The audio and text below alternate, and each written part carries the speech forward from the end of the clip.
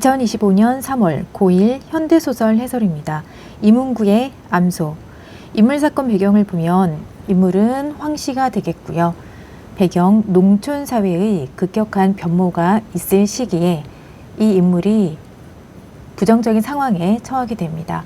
사건은 황씨가 직조사업을 먼저 하게 되고 실패에 좌절을 겪게 되고 또 소를 키우고자 했지만 소 역시 죽게 되어 두 번째 실패와 좌절을 겪게 됩니다.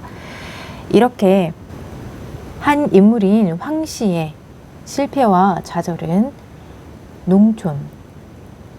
농촌의 몰락과 해체를 보여주고 있는 모습입니다. 농민들의 경제적인 소외, 힘겨움을 잘 보여주고 있습니다. 서술상의 특징을 보면 나라는 사람이 나와 있지 않고 황씨 3인칭으로 나와 있고 또한 황씨의 심리가 잘 나와 있기 때문에 3인칭 전지적 작가 시점이죠.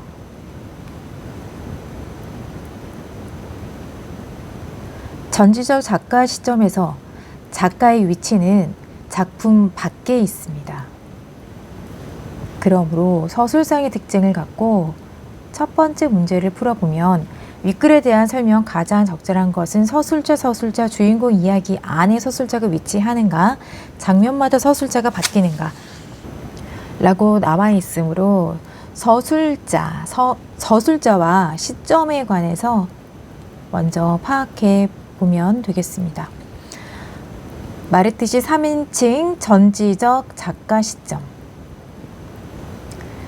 작가의 위치는 작품 속이 아니라 작품 밖에 있다.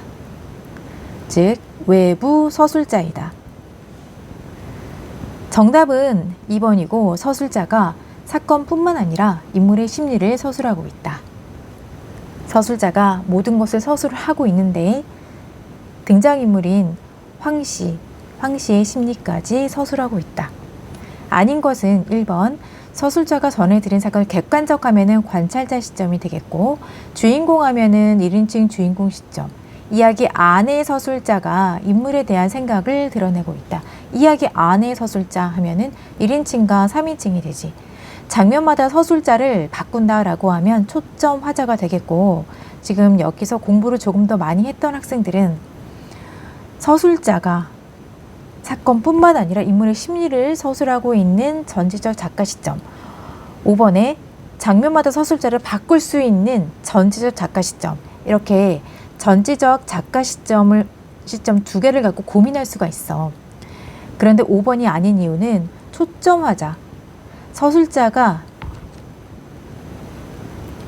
특정 인물의 시각에서 이야기하는 것.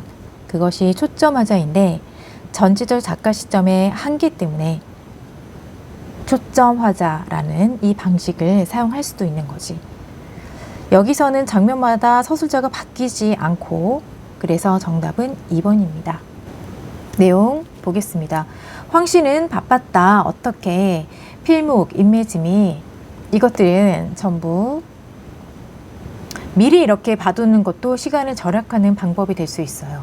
필목, 필로 된 무명천이다. 한 필, 두 필 무명천인데 조시 무엇이 처음 시작되는 것. 시작. 소창직, 무명실로 만든 명직물이다. 카시미론, 캐시미어의 감촉을 재현한 양털이지 저가 합성섬유이다. 양털을 재현한 합성섬유이다.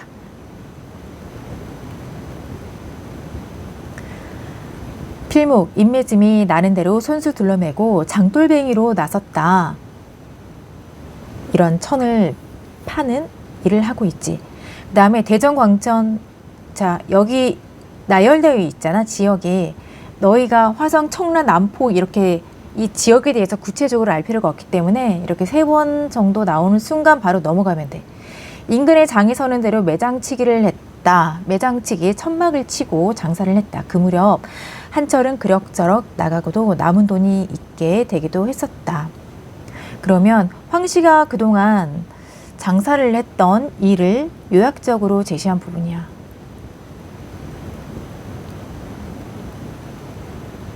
그 조시 처음대로만 나갔더라면 시방 지금의 흰목 젖혀가며 살아볼 텐데 그 방정맞은 놈의 캐시미어의 등장으로 내가 지금 망해간다, 이 얘기이지. 급격한 사회 변모. 방금 한 소리지만 소창직 직조 공장은 잘 돼 나갔었다. 하지만 지금은 그렇지 않다라는 얘기야. 그리 잘 돼가는 판이다 되고 누가 그 사업이 기울어지리라고 생각이나 했겠느냐 말이다. 황씨의 심리. 가만히 앉아있는데 인근 읍내의 공업단지라는 것이 급격한 사회 변화. 소문이 왔다. 측량을 끝냈다더라더니 벌써 탱크같이 생긴 것들이 내를 메어 가고 있었다. 이렇게 해서 공장이 두어 채 서고 이어 사람이 달린다는 기별이 잇따랐다. 사람이 모자란다는 소식이 잇따랐다. 직공으로부터 부리던 15명의 계집애들이 들고 일어났다. 직공으로 부리던 황씨가 데리고 있던 직원들, 공임을 배로 올려주던가 새로 선 공장을 가게 놓아주던가 하라는 것이었다. 노임을 배로 인상해가며 버틸만한 사업은 아니었다. 또 노임을 배로 올리는데도 직공들은 장래성, 희망성 따위가 전혀 없다면서 요즘 세상에 무슨 직공? 이렇게 얘기하는 거지. 무슨 핑계로든 빠져나갈 눈치를 보이고 있었다. 이틀 동안 쟁의도 벌어졌었으나 속수무책, 방법이 없었고 그 계집애들 입에서 그만두겠다는 말이 나왔을 때는 이미 들어갈 자리를 미리 마련해 놓은 뒤였던 것이다. 새로 생긴 제과 공장과 전기기구 조립 공장은 첫 달 임금부터가 황신의 소창직 공장의 2달치 품삯에 맞먹고 있었다. 인건비의 앙등, 오름으로 치명상을 입을 줄은 더구나 예측할 수도 없던 일이었다. 직공들이 장래에 희망성이 없다는 말에만 희망성 미쳐도 곱게 못 미치는구나. 자, 넘어가서 그런데 그런 치명적인 상처가 미처 아물기도 전이었다. 황씨로서 정말 뜻하지 않은 팔매가 또 한 번 돌팔매가 날아와 비유적인 표현, 그의 뒤통수를 갈겨버린 거, 결정타. 그건 자기네가 앉아서 손으로 일하고 있던 사이. 그러던 사이 세상은 기계로 만들며 일하고 있는 걸 모른 채 한 결과였다. 황씨는 세상 물정에 어두웠던 거죠. 그럼 이 표현이 아래에 나와 있는데, 그러나 들인 시설비는 한 푼도 못 건진 채 세상 물정에 어두웠음이나 한탄하며 본인도 이제 와서 한탄하고 조용히 문을 닫게 되었다. 이렇게 실패와 좌절. 중요한 부분, 소창지 직조 사업을 실패하게 된 황씨는 암소를 키워서 두 번째 암소 선출이라는 사람에게 빚을 갚기로 한다. 황씨와 선출이는 함께 지극정성으로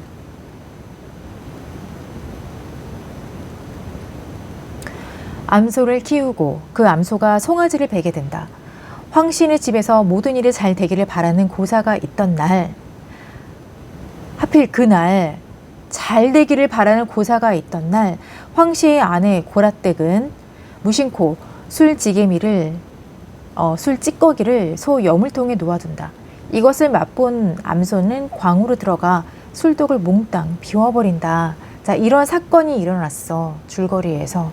이 줄거리 끝부분은 어떤 사건을 보여주기 때문에 이 부분과 다음 내용은 이어지는 매우 중요한 부분이야.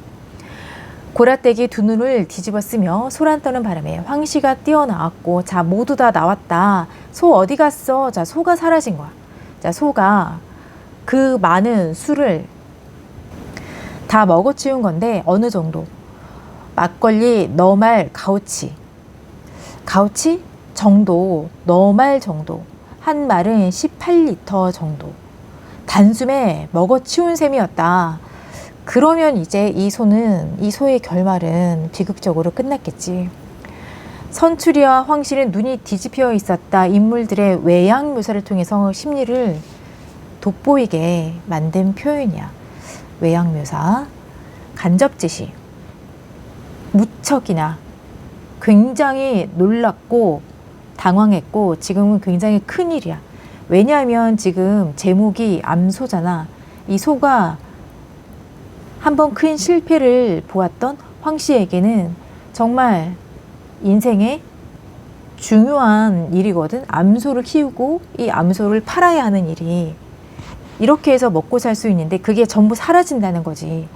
암소가 살아 있어야 되고 암소를 찾아야 되는 거야. 자, 그 소는 무릎을 꿇다 모로 나자빠져 버둥대곤 하는데 사람들은 그저 한갓 장승이 달려 없었다. 소의 힘이 세니까. 사람들이 고삐를 잡으려 했을 때 하나같이 그 두 사람을 붙잡고 늘어졌다. 위험한 일이기 때문이다. 선출의 황씨가 뛰어들어 고삐를 잡으려 했을 때 정말 필사적일 수밖에 없잖아, 이 사람들은. 이때 사람들은 하나같이 그 두 사람을 붙잡고 늘어졌다. 위험하니까. 얼마나 그랬나. 소가 탈진을 벌이자 황씨는 내 소 살리라고 울부짖기에도 지쳐 두 다리를 먹고 주저앉았고, 선출이는 푸닥거리 끝난 뒤 떡 못 얻어먹은 사람 마냥 싱거운 얼굴에 허수아비 옷 벗겨 입힌 등신이 돼 있었다. 외양 묘사로 허탈하고 좌절한 두 사람의 모습이야. 속으로 황씨가 생시 아니 목류 꿈 중이기를 바랄 쯤 선출은 차라리 사람 죽는 꼴을 봄이 낫겠다는 생각을 하고 난 뒤 이랬지만 모두들 넋나가 하는 사이 누군가 집단 좀 가져와, 소 얼어 죽겠다. 누군가가 집누리를 헐고 집 몇 단을 가져왔다. 이윽고 마당 한복판엔 때 아닌 모닥불이 화롱화롱 타올랐다. 또 누군가는 먹은 걸 투악질시켜 개워내도록 해야 한다고 양순이에게 맷돌에 녹두를 타오도록 재촉했다. 이렇게 해서 주둥이 한 대야 들어갔지만 의식불명이었어. 그리고 소는 잠이 들어버렸다. 깊은 잠이었다. 아주 실신한 개라고 사람들은 말했다. 날씨는 섣달 날씨였고 추운 겨울이라는 거지. 얼어 달아나는 사람은 삼경. 한밤중 넘었는데 소가 어른인 마당 한가운데선 불똥만이 하늘 높이 치솟곤 했다. 그리고 거기서 그만이었다. 보람이 없었다. 암소는 기대와 희망을 헌 멍에 벗어 던지듯 소 목에 매는 막대 벗어 던지듯 결국 가죽만 남기게 된 것이었다. 죽은 거야. 배신을 해도 유만부동이다. 유만부동. 비슷한 것은 많으나 부동 같지 않다. 이 괘씸한 놈아, 괘씸한 놈. 이 소에 대한 원망과 한탄이 들어가 있는 거지. 소에 대한 원망과 한탄. 황씨가 소에게 달려들어 덜미를 꼬집어 뜯으며 혀를 깨무는 뒤에서 황씨의 모습은 이런데 고라댁은 어떻게 생각하냐. 어서 나리세요. 소 배를 가리고 태중에 새끼를 꺼내면 푹 구워 남편 몸보신이나. 자, 이렇게 남편의 심정, 지금 이 생계에 대한 이런 큰 일을 생각하지 못하고 조금은 눈치가 없어 보이는, 좀 생각이 깊지 않아 보이는 고라댁의 모습이야.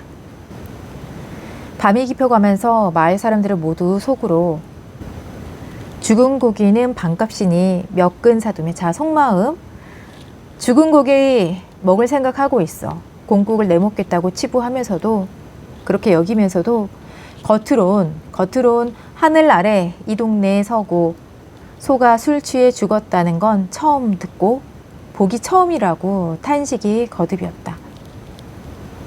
이렇게 해서 마을 사람들은 표리부동. 겉과 속이 다르다.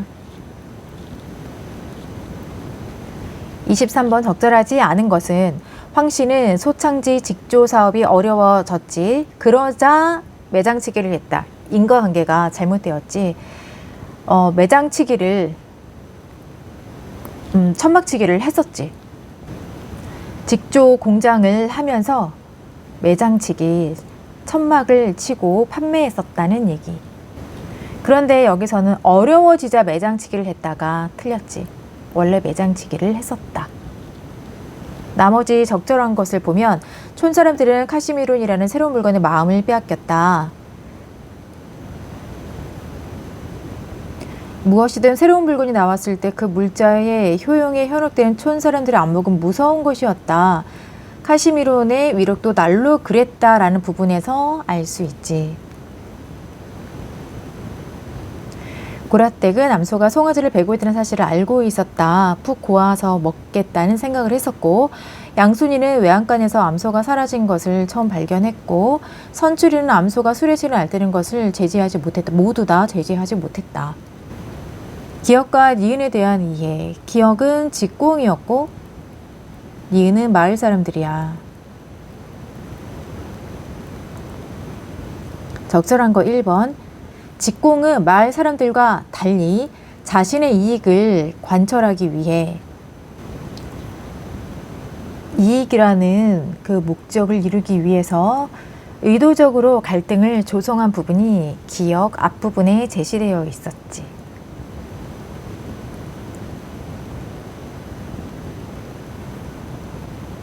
가만히 앉아 있는데 인근 읍내에 공업단지라는 소문이 있었고, 공장이 두어 채 서고 이어 기별이 잇따랐다. 직공으로부터 15명의 계집애들이 들고 일어났어. 공임을 배로 올려주던가 새로 선 공장으로 가게 놓아주던가 하라는 것이었다. 이렇게 해서 여럿이 모여서 갈등을 조성했다. 적절하지 않은 것은 보기에 서사 전개 과정이 처음 황씨의 사업 실패, 그리고 중간에 생략이 되고 B에서 암소의 죽음이 있었다. 적절한 것 1번. A는 사회 변화로 말미암아 일어난 사건이었고 B는 개인의 실수로 일어난 사건이다. 술을 먹여서. 2. A는 사건에 대한 중심인물의 후회와 한탄이 들어가 있었고 B. 사건에 대한 중심인물의 원망이 드러나 있다. 소에게 괘씸한 놈이라고 표현한 부분. A는 장기적으로 일어난 사건의 과정이 있었고 B는 단기적으로 빠른 시간 내에 그 하루 만에 소가 죽었다는 이야기이지. 4번.